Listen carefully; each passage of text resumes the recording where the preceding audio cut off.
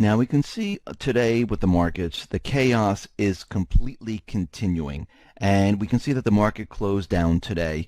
And we can see at this point everyone is saying, oh my God, look at this, the market's going crazy. Does this mean the market's going to crash tomorrow? No.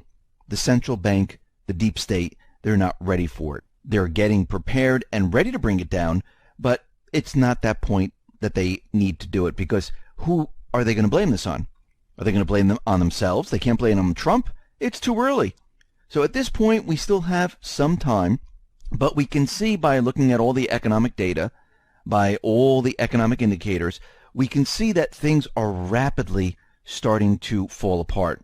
And when we look at the UK, we can see that things are not going as well as everyone believes it is going.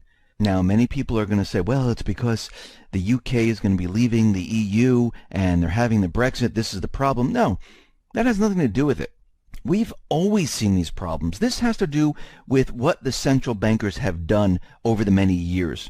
And what we're seeing out in the UK is the Office for National Statistics. Well, they released their inflation results for the British economy. Now, even though most analysts weren't expecting any huge differences, the numbers updated until February paint a completely different picture. Now, in February, the inflation rate increased rather sharply. On a month-to-month basis, the CPI increased by around 0.7%, whereas January was a month with deflation. The current year-on-year inflation rate based on the CPI is 2.3%. Now, it sounds like a no big deal, you might think, but in this case, it is. Just 1 year ago, in February 2016, the annual inflation rate was just 0.3%. So what does this mean? This means the inflation rate has almost eightfolded in the past year, with a very clear acceleration since October. Now, several politicians and officials had been ringing the alarm bell, as the savings ratio in the United Kingdom hasn't been this low since the global financial crisis. And in its latest update, the Office of Budget Responsibility, the OBR, has confirmed that the savings ratio in the UK has now turned negative. Nothing to worry about. Everything is fine. What we're seeing here is inflation getting away from the central bankers. And once they unleash the genie, guess what? It's very hard to put it back in the bottle. Now, British citizens right now, they're spending more than they are earning. This means it won't be just the government debt level which will increase. The total amount of household debt will increase as well. And we're starting to see this in many different countries, not just the UK. If we look at Italy right now, the Eurostat statistics on October 2016 showed that less than a third of underage 35s in Italy had left their parental home, a figure 20 percentage points higher than the European average. Now, the trend is expected to worsen as the economy continues to struggle. Researchers are saying that for Italians who turn 20 in 2030, it will take an average of 28 years to be able to live independently. In other words, many of the children that are in Italy today, well, they won't have grown up until they're nearing their 50s. I mean, think about what is happening here. Now, we know the EU, the central bankers, they don't want the UK to leave. They're going to do whatever they possibly can, and they're still trying to keep them from leaving. Now, Brussels right now is slapping the UK with a 100 billion bill for the EU army. And, of course, everyone's saying, wait, what? They want to leave? Why would they get a bill now? The European Union is demanding that member states, including the UK, spend over 86 billion despite the fact that the UK has formally chosen to leave the EU. Now, according to a report, EU citizens expect more EU action in defense and security. Remember many reports ago we were talking about how the central bankers, they want to set up their own army separate and apart from each country having their own army, and the EU wanted to set up their own police force? Well, they're actually doing it. And we can see right now they want the UK to pay for this, even though they are leaving. They're doing whatever they possibly can to keep them in. And we're going to see more of this as the date gets closer. Now, according to a report from Bloomberg, 52 of the 100 largest U.S. cities were majority renter in 2015, with 21 of those cities having shifted from majority owner markets since the Great Recession resulted in a wave of foreclosures starting in 2009. Now, these include hot housing markets like Denver and San Diego and lukewarm locales like Detroit and Baltimore. And when we look at the decline, we can see that it started around 2011, 2012, where more and more individuals in these cities decided to rent instead of purchase. And a 2015 report from the Urban Institute predicted that rentership would keep rising through 2030. Now, think about this. All these areas where they've been telling us that people are purchasing homes, people are still buying, well, who's really buying? Is it the actual American who's living there, or is it speculators? Is it hedge funds? Is it investment companies? Because that's what it's starting to look like. Now, that report fits into what we've been saying for a very long time, where the American people are sitting on the sidelines because we can see mortgage applications are continually declining. We know since 2013, a lot of these big banks have laid off a lot of their mortgage individuals in the departments. They've scaled them down quite a bit, and we know a lot of the purchases have come from investment companies, hedge funds, foreign investors who pay cash.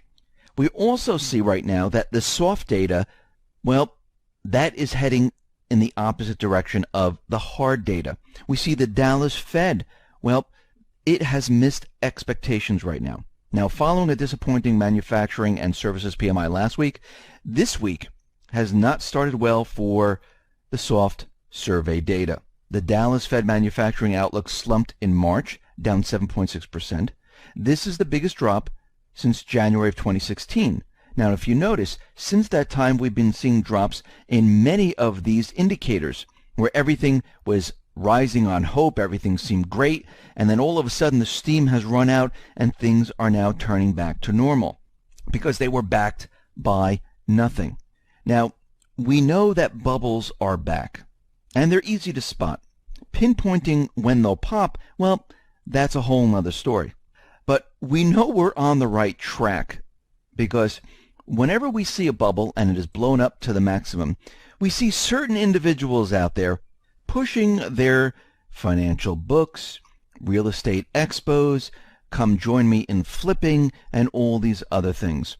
And who are we seeing right now? Well, we're seeing Tony Robbins right now. He has authored another financial book. We see Susie Orman has once again reemerged to deliver her brand of financial advice. They're both delivering their insights at a venue titled Real Estate Wealth Expo, where you too can learn how to become a millionaire via real estate. Now, every time the market, and I hear it on the radio too, join me in house flipping and things like that, because once the bubble reaches the height that it is now, just like back in 2008, all the insiders, they're trying to unload, and all the retail people, the small mom and pop people, they start to come into the market. And this is what we're seeing right now. So this is the moment in time where generic, oversimplified advice that sounds so good and too good, shouted to all these crowds, should be taken as the siren and a clarion call to those who are diligent in preserving their wealth to buckle up, buckle down, and prepare for what is coming. Because we've seen this before. This is nothing new, and that tells us we are headed to that area. Now, we know that pensions, they're going to be a huge problem in the next financial disaster here. According to one pension advocacy organization, nearly 1 million working and retired Americans are covered by pension plans at the risk of collapse. Now, according to the Bureau of Labor Statistics report from 2015, the average household income of someone older than 75 is around $34,000, and their average expenses exceed that slightly at $34,000. And pensioners really have no flexibility. But what we're seeing here is that this pension crisis, well, it is looming, and it's getting closer and closer to the point where these pension funds, they're not going to have enough money to cover the pensions. And we're already starting to see this. When we look very closely at South Carolina's government pension plan, which covers roughly around 550,000 people, well, that is in the red by about $24.1 billion. These include former blue-collar workers such as roughly 100,000 coal miners who face serious cuts in pension payments and health coverage thanks to nearly $6 billion shortfall in the plan for the United Mine Workers of America. And when that bill comes due, well, we're all going to be in very big trouble. And we can see this is not the only pension plan. We've mentioned many others. And we can see this is not just in one localized area. It is around the country. And when the market falls, this is going to wreak havoc on the pension plans.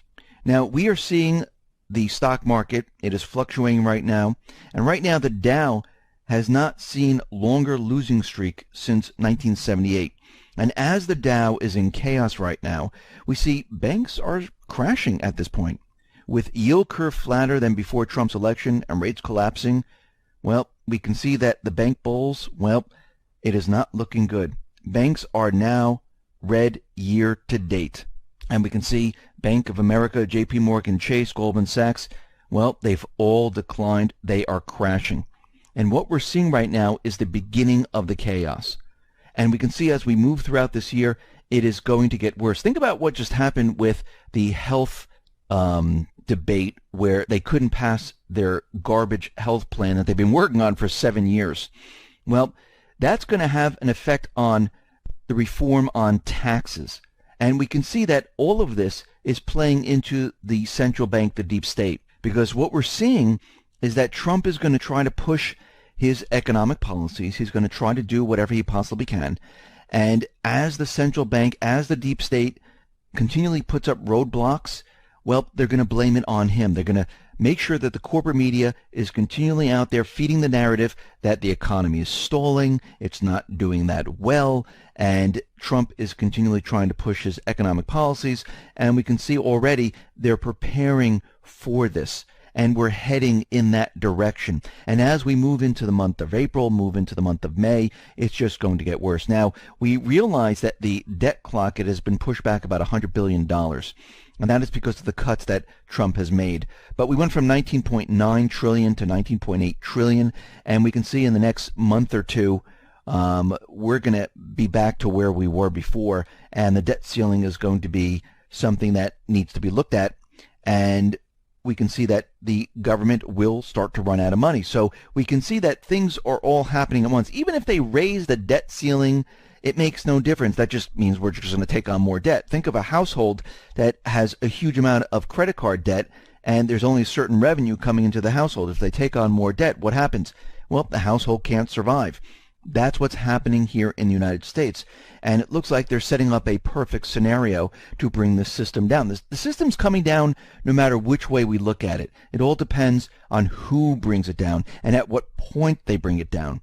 And as we move further into this year, we're going to see more chaos, we're going to see more problems, and we're going to see the corporate media continually say the economy is losing steam, the economy is not doing well, the economy has stalled, and they're going to continually say it's Trump's policies, and they're going to start the blame game. And we can see this is the first stage.